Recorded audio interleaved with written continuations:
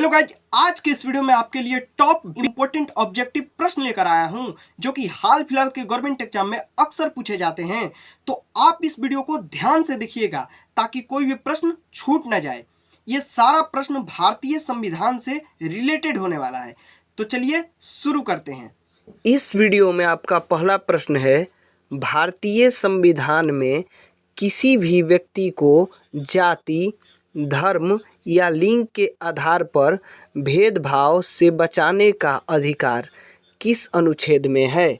तो आपका बिल्कुल सही ऑप्शन बी हो जाएगा, अनुच्छेद 15।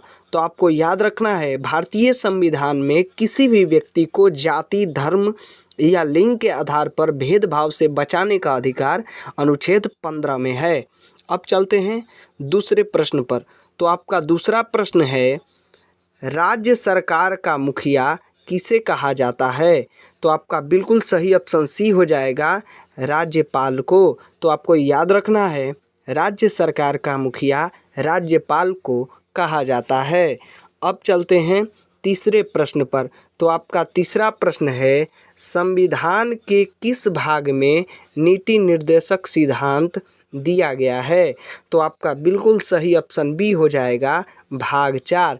तो आपको याद रखना है, संविधान के भाग 4 में नीति निर्देशक सिद्धांत का वर्णन किया गया है।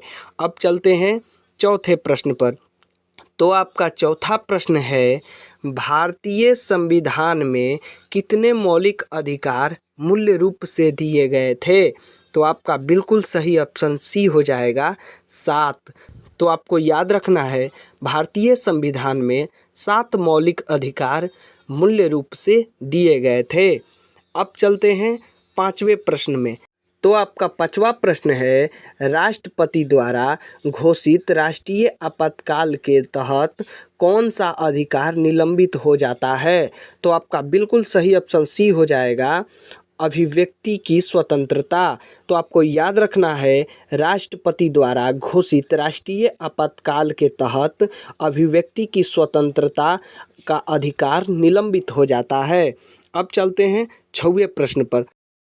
तो आपका 6वां प्रश्न है, संविधान के अनुसार भारत का सर्वोच्च न्यायालय सुप्रीम कोर्ट कितने न्यायाधीशों से बना होता है?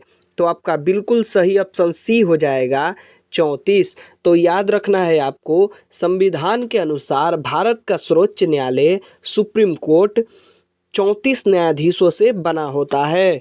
अब चलते हैं 7वें प्रश्न पर। तो आपका 7वां प्रश्न है, संविधान में भाषा की अधिकारिता संबंधित अनुच्छेद कौन सा है? तो आपका बिल्कुल सही ऑप्शन हो जाएगा ए, अनुच्छेद 343। तो आपको याद रखना है, संविधान में भाषा की अधिकारिता संबंधित अनुच्छेद 343 है।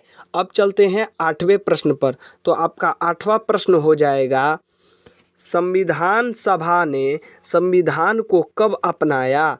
तो आपका बिल्कुल सही ऑप्शन सी हो जाएगा, 26 नवंबर 1949 ईस्वी में। तो ये आपको याद रखना है, संविधान सभा ने संविधान को 26 नवंबर 1949 ईस्वी में अपनाया था।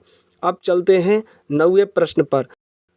तो आपका 9वां प्रश्न है, भारत के संविधान में मौलिक कर्तव्य किस भाग में वर्णित है? तो आपका बिल्कुल सही ऑप्शन बी हो जाएगा, भाग 4A।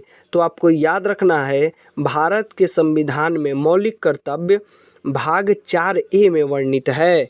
अब चलते हैं 10वें प्रश्न पर। तो आपका 10वां प्रश्न है, संविधान में सरकार के कार्यकाल और चुनाव संबंधित प्रावधान कौन सा अनुच्छेद बताता है? तो आपका बिल्कुल सही ऑप्शन बी हो जाएगा, अनुच्छेद 83। तो आपको याद रखना है, संविधान में सरकार के कार्यकाल और चुनाव संबंधित प्रावधान अनुच्छेद 83 बताता है। इसी प्रकार के जीके वीडियो पाने के लिए अपना विद्यापीठ को लाइक कीजिएगा, सब्सक्राइब कीजिएगा तथा नीचे कमेंट करके बताइएगा आपने कितने प्रश्नों का सही उत्तर दिया है। तो इसी के साथ मिलते हैं नेक्स्ट वीडियो में।